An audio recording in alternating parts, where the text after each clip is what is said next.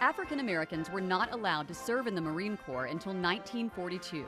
That was only after President Franklin Roosevelt issued the Fair Employment Practices Commission, banning worker discrimination in government and defense industries. Mark McCann, who's now 95 years old, had just finished high school when he enlisted. It seemed like the right thing to do. It seemed like to me that that was what should be done. Need to get this over with so we can get things back the way they're supposed to be. African Americans trained in segregated facilities at Montford Point, North Carolina, which is why they're known as Montford Point Marines. McCann spent 13 weeks in basic training. For instance, when you first get there in the training, you go through a battery of tests, like IQ tests and all kind of mechanical aptitudes and all this kind of tests. And then based on your scoring and that, then they will place you in different outfits like telephone, radio, searchlight. At first, he was optimistic about being appointed radio operator. I thought I had made it over, you know, pretty good. And then I got curious and I went and started checking on the mortality rate, or the mortality rate of the different MOSs. And I found the radio operator was 97%. So, yee. But things that happened during World War II still haunt him. I was at Tennessee State, walking down toward the field house, and we had ROTC out there, see. And the colonel was one of these guys, he liked to do this, all this slip. And he dived in there, over there. And the next thing I knew, I was getting up out of the ditch. My pants all messed up, my elbows bleeding. McCann spent 33 months in the Marine Corps before he was honorably discharged in 1946. The war was over, so thousands of veterans were trying to enroll in colleges across the country. McCann was accepted to Tennessee State University, where he graduated with a business degree 3 years later before getting his master's. When I got my master's degree and walking out, a man came up to me and offered me a job at TSU.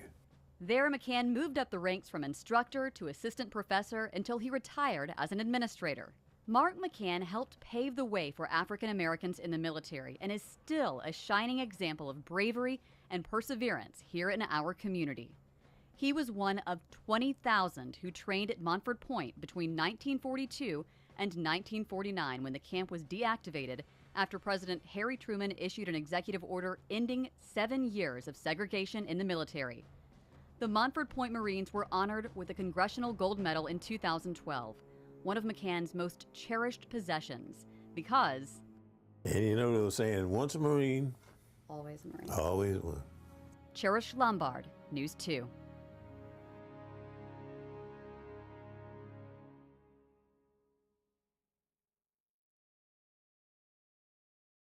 Life has been so good to me, and that's true. I have had a wonderful life. Inez Crutchfield sits in her living room, surrounded by memories of a life well lived. She was born in 1925 in Watertown, Tennessee. Her father owned a dry cleaning business. Her mother was a public school teacher. My mother was a graduate of Tennessee State University. And Inez followed in her mother's footsteps. After high school graduation in 1943, she enrolled in Tennessee State University, studying theater and playing varsity basketball. She earned 2 degrees there and a teaching job that she held at the university for 35 years. And I was really proud of the fact that I became a teacher at Tennessee State University. I was proud of that. You know, a little Watertown, Tennessee girl. But the girl from Little Watertown, Tennessee was making big waves outside the classroom. The first meeting with the Democratic women was really something. They had, at that time, they had black members. So Inez Crutchfield broke the color barrier by joining the club. When I stood up, there was a kind of a quietness that took place, and everybody, you know, one of these kind of things. Inez recalls it was Governor Frank Clement's sister, Annabelle, who broke the silence. Annabelle Clement O'Brien stood up and said, "Now, isn't this wonderful?" Over the next 40 years, Inez worked with the Democratic Party's most powerful leaders. She probably had as close a relationship with senior people in the Clinton administration as anybody in Tennessee except for Al Gore. I've had some very good connections. It's true. She could pick up the phone and get people on the phone that nobody else could get because of her gravitas and her stature and her relationship. In 1985, Inez joined the Meharry Medical College Board of Trustees as the historically black institution struggled through its toughest times. She helped guide it through the merger of Nashville General and Hubbard Hospitals, creating a teaching center for Meharry's black students. Beyond her public persona, Inez was a wife and mother. For 65 years, she shared a life with her high school sweetheart, Carl, and they raised 2 children. There wasn't a dance recital that she didn't attend, a piano recital, making sure we went to Sunday school, taking me to get my hair done.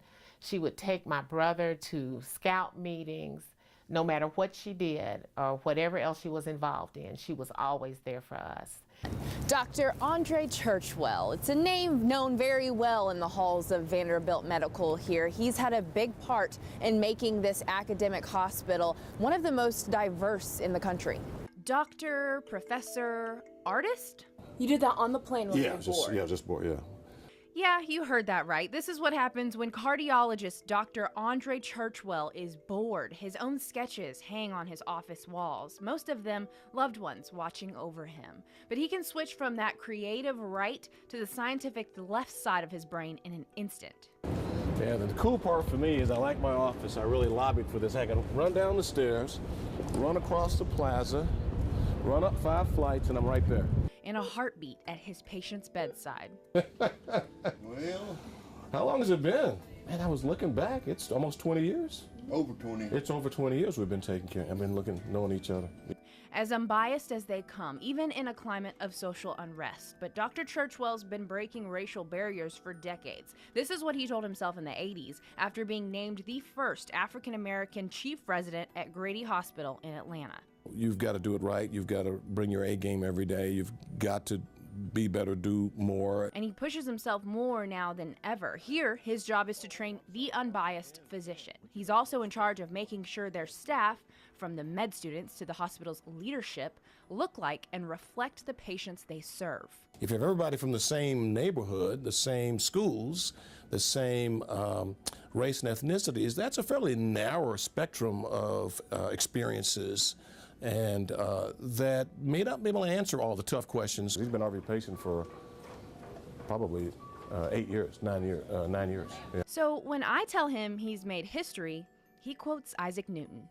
We all stand on the shoulders of giants so we can see further. The giants in his life being those who came before him, specifically his parents. If you don't believe that and you think you did it all yourself, then you're fooling yourself. His late father, Robert Churchwell, also the first African-American journalist in the Southeast, only after fighting in World War II, led by example. Brilliant man, yeah, to the last breath. Now he does the same for his children and everyone looking up to him at Vanderbilt Medical.